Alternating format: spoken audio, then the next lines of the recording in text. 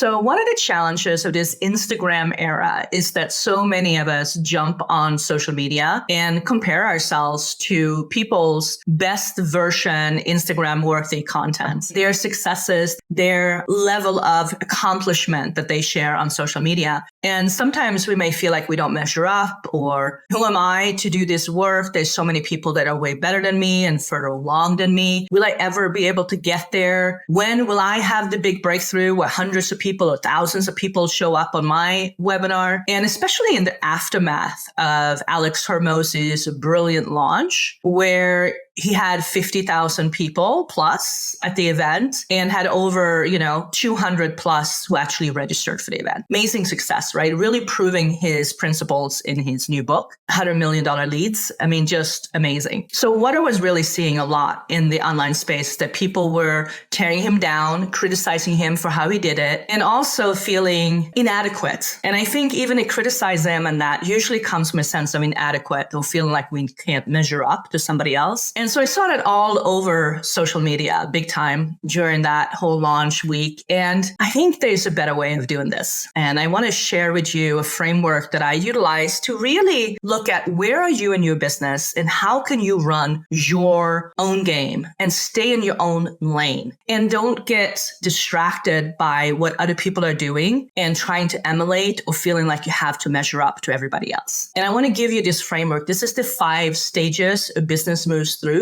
I say from 0 to 1 million. I would say there's many times people get stuck in different stages along the way, but I want to break this down for you and really show you what you need to focus on in each stage to make the movement and the up-leveling to the next stage so much easier, and really help you to zone in on the things that you need to focus on right now to move the needle in your business. So let's dive in. The very first stage is the dream up stage. This usually happens between $0 to $50,000 a year. This is that visionary stage where you are just dreaming up your business. You are just getting started and you're dreaming about the possibilities and what it is that you want to create in the world. And you're feeling that pull calling. I say a lot of us, I oftentimes equate this to God has me on a fishing pole, just reeling me in. That's kind of how that pull of the vision feels like to me. And whatever you can use, universe, goddess, or just your vision is reeling you in, whatever works for you. But this sense of really feeling pulled forward and feeling like it's almost a compulsion, having to live up to that vision. Oftentimes there's thoughts of doubts and maybe things that's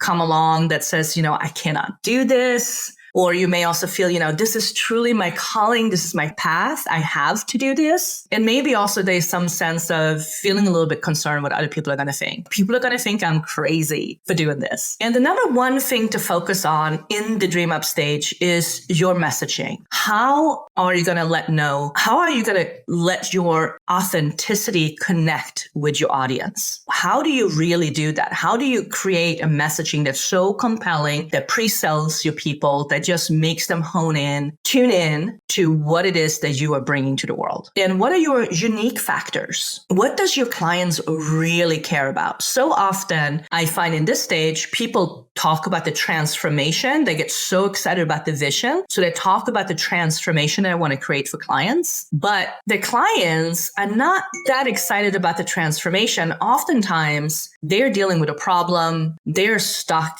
in a specific place, and you need to kind of connect with them where they are and then show them what's possible. So you have to really bring people along on that journey in your messaging. That's really what the dream up stage is all about. The number one thing that gets in the way here is really never getting started. Just sitting by the sidelines, having this amazing idea, but just never really getting started and starting to build it and making it happen. And basically, oftentimes we're just too scared to make the leap. Maybe we have to quit our job to go all in on our business, or maybe just feels so big and we worry about what our spouse is going to say, what our family and our parents are going to say if we just quit our job and go and do this business, and we have no idea if it's going to work. So there's a lot of unknown involved in this decision. Now, for myself, I just want to let you know, when I started my last business, I ended up getting fired from my job. That made that decision for me. I'm so grateful for that. I cannot tell you how grateful I am because I was forced to go all in on my business right away to make it happen. And I had no savings, I had no backup. I mean, I moved in with my then boyfriend, now husbands. We lived in this little shack in an industrial part of San Jose and made the money from then, built the business from scratch, printing postcards and getting postcard at Kinko's and getting addresses from the Yellow Pages. That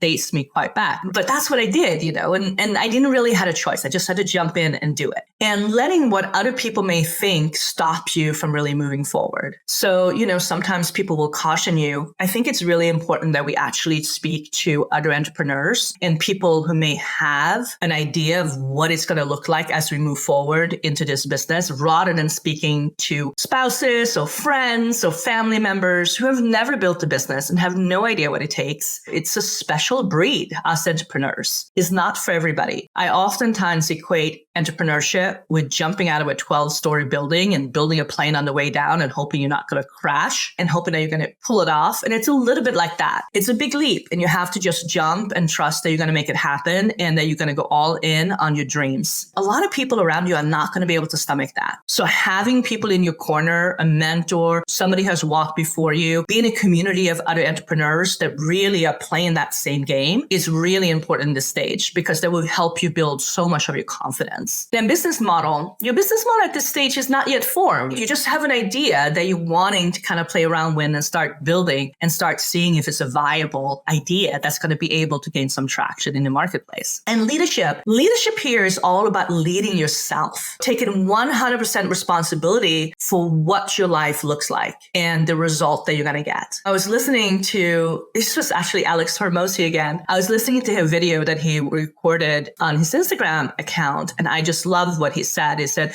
you have to consider that you're never going to be lucky. Luck is not coming for you. You're not going to have one of these big breakthroughs. You have to just say, I'm going to do it anyway. And I actually think that this is one of the biggest differences between successful people and unsuccessful people, is that successful people do it anyway. I think sometimes we sit by the sidelines and think that people who are really successful and outrageously successful, that they just had it easier than us, that they were luckier than us, they had more money in the bank account, they had better connections that helped them along, they were more disciplined, they don't have as many obstacles that they had to overcome, grew up with a better family and didn't have as much traumas as we did as we were growing up. All of these things, we make this kind of conditions as a way of actually excusing ourselves from going all in on the mission that we want to create. So I just want to challenge you here to take 100% responsibility for what your life and business looks like and what you really want to create here, and taking full responsibility for the vision that you want to build. You have to just realize luck isn't coming for you and nobody's going to save you. Mentors are not going to save you. Other people are not going to save you. What they will is bring you a shift in perspective. They will show you how to build the business that you really want, and you can pick and choose of what's going to work, but you are 100% responsible for your results. That's what leading yourself really looks like. The skills that you really want to grow here is you have to become a really amazing copywriter.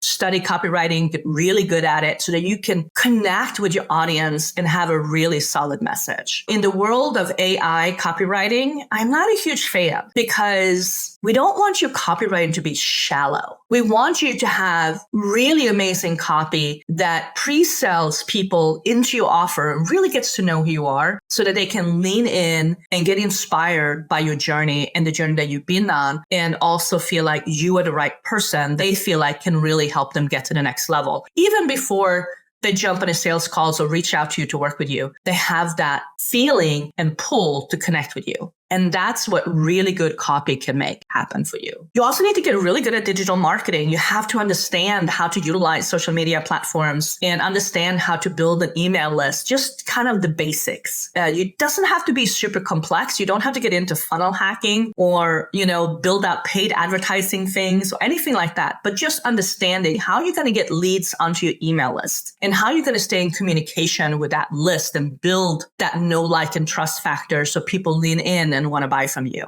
That is a really important skill to learn at this stage. And also listening to your gut, following your instincts. It is so important. This is definitely part of leading yourself, is to really trust the path, your inspiration, your instincts, and your intuition as you are making decisions for your business, rather than giving up the big decisions in your business to somebody else. Knowing how to get to a clear yes or a clear no. So one of the ways that I look at it in the beginning is when you have that strong pull of a vision that is propelling you forward, you can use that as your compass in making a decision. When you're looking at a tactic, like a marketing tactic, or you're thinking about angle of how you want to position yourself in the marketplace, you have to ask yourself every single time, is this going to bring me closer or further away from my vision? Because it's so easy to just chase shiny objects. So easy to get lost, like I said, what other people are doing on the marketplace at all different levels from you. So you really want to focus in and rely a lot on yourself. And of course, in the beginning, you do definitely want a mentor. You want somebody who can walk you through the basic skills of learning how to copywriting and digital marketing and learning how to really make smart decisions in your business. You definitely want that at this stage. But you also want to understand how are you going to get to a clear yes or a clear no? Is this decision going to get me closer or further away to my vision? Always ask yourself that. So that is the dream up stage.